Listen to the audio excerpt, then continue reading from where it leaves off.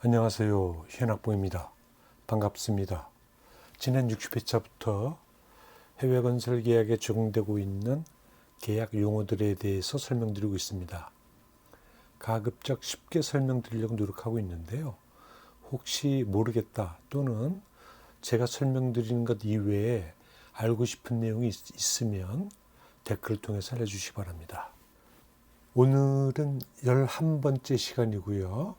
오늘 말씀드릴 내용은 completion date, taking over certificate에 대한 것입니다. 오늘 제가 말씀드리는 이 completion date라고 하는 용어하고 taking over certificate라고 하는 용어는 FIDIC 계약 조건에 규정된 그 용어들입니다. 다른 계약은 다른 용어를 사용할 수도 있다. 이렇게 이해를 하시고요. 여러분들은 오늘 이 동영상을 통해서 기본적인 개념을 이해하시면 되겠습니다. 지난 동영상에서 말씀드렸지만 착공 일자로부터 공사가 이제 시작돼서 공사가 진행이 돼 나가겠죠.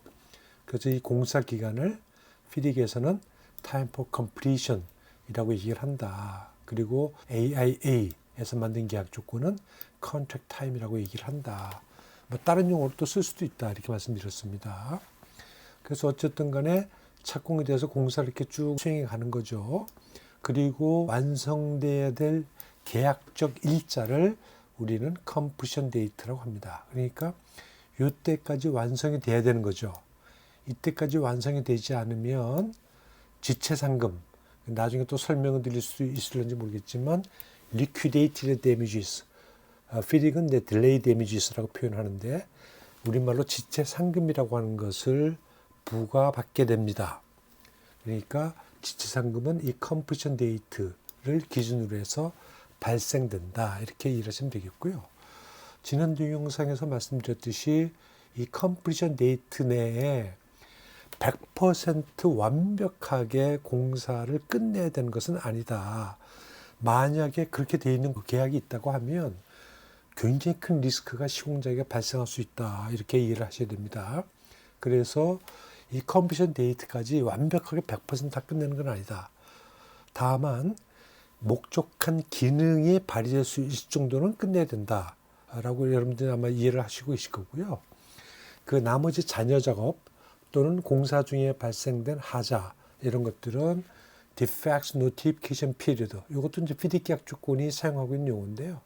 뭐 maintenance period, the warranty period 이렇게 표현하는 계약들도 있습니다. 한마디로 얘기해서 우리가 흔히 얘기하는 하자 보수 기간, FIDIC은 하자 통지 기간 이렇게 얘기를 하고 있는데 다 똑같은 용어입니다. 그래서 잔여 작업이나 발생된 하자는 요 defect notification period를 통해서 완성하거나 또는 보수해 놓으면 된다. 이렇게 이해를 하시면 되겠습니다. 그 FIDIC은 이 completion date하고 taking over certificate를 이렇게 시점을 나누고 있어요. 요걸 이제 여러분들이 오늘 이해를 하셔야 되는데, 목적물이 완성됐다 하더라도 그 목적물을 발주자가 인수해 가는 것은 다른 문제다. 이렇게 FIDIC은 나누고 있다는 겁니다. 그래서 여러분들은 이 taking over에 대한 의미를 좀 이해를 하셔야 되는데, 그래야 이제 이 completion date하고 이 taking over 시점을 왜 구분하고 있는지를 이해할 수 있을 테니까요. 이 taking over라고 하는 것의 의미는 발주자가 이 완성된 목적물, 그것이 100%는 아니지만 사용될 수 있을 정도로 완성된 목적물을 의미합니다. 이 완성된 목적물을 인수한다라고 하는 것은 사용한다라고 하는 의미를 갖고 있다. 그 사용하게 되면 어떻게 되겠습니까?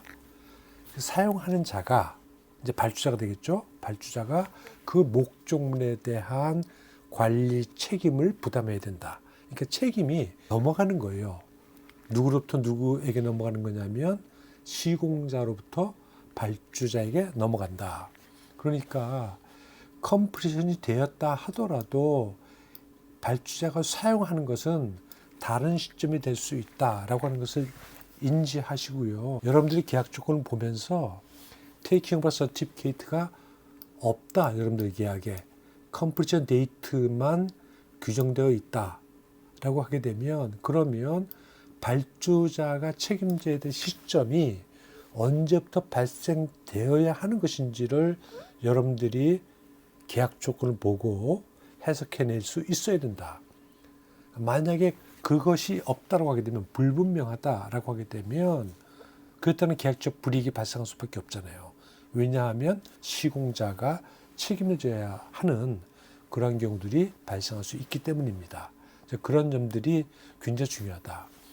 그리고 이 컴플리션 데이트가 딱 하나만 있는 경우면 좋겠지만 우리가 전체 작업을 몇 개로 나눠서 할 수도 있잖아요. 그러면 이 나눠진 이것을 이제 섹션이라고 하는데, 피딕에서는 이 섹션이 완성되면 그것을 발주자가 이제 사용하기 시작하지 않겠습니까? 그런 경우에도 이 테이킹 오버의 개념이 적용된다. 그러니까 발주자가 어떠한 목적물, 부분 공사를 사용하고 싶다라고 할 때에는 상당히 신중해야 된다고 하는 겁니다. 왜냐하면 그 부분 공사를 하더라도 발주자가 사용하기 시작하면 그 관리 책임이 발주자에게 넘어가기 때문입니다. 이 책임이 넘어가는 것과 관련해서 우리가 아주 단적인 예를 들을 수 있는 것이 보험이에요. 이제 공사보험 같은 경우를 예를 들면, 이 공사보험은 시공자가 들고 공사를 진행하는 요 동안에는 시공자가 책임집니다. 그런데 그 공사 목적물을 발주자가 인수해 가서 사용하기 시작하면 그 관리 책임이 발주자에게 넘어가니까 보험에 대한 책임도 발주자에게 넘어간다. 당연하죠.